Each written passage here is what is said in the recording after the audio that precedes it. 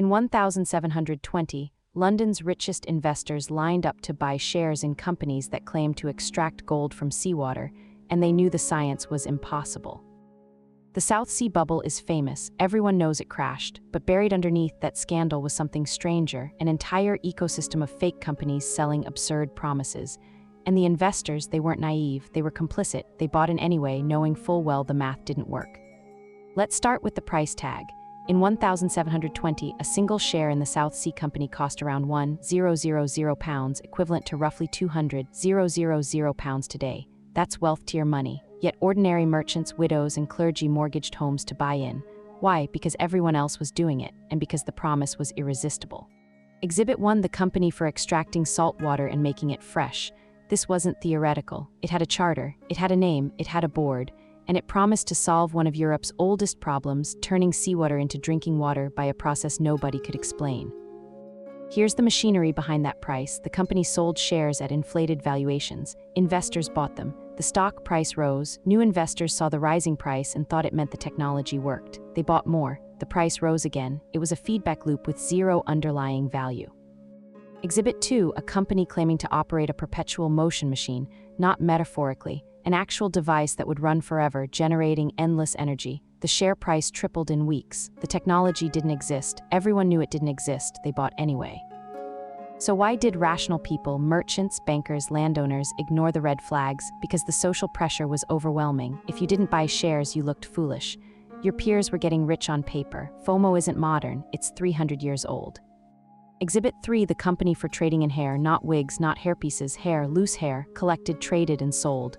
The prospectus didn't explain what the hair was for or why it had value. Investors didn't care, they bought shares. Here's what's crucial to understand: these companies weren't accidents. They were deliberately vague. The vaguer the promise, the more room for speculation.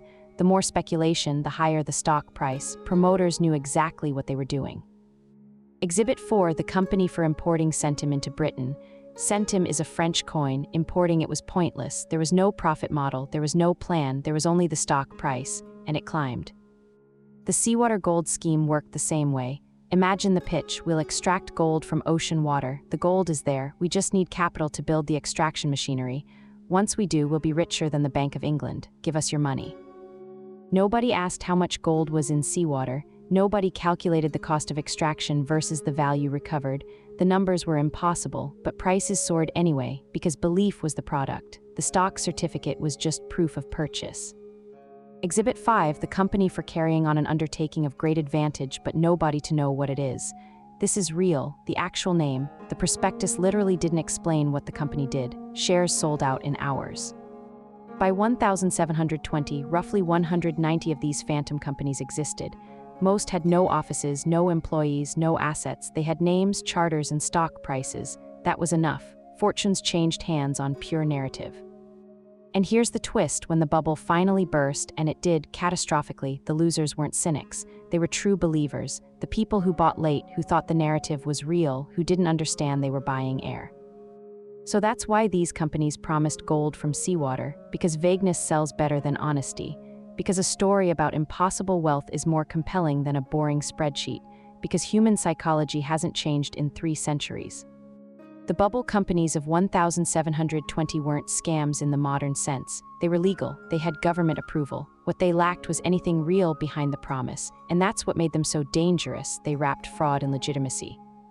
When the South Sea bubble collapsed, thousands were ruined, widows lost their pensions, clergy lost their savings, the economic damage rippled for years, but the lesson didn't stick. Every generation rediscovers the same trap, just with new names and new promises. This video is for educational and informational purposes only and is not financial advice. Always do your own research.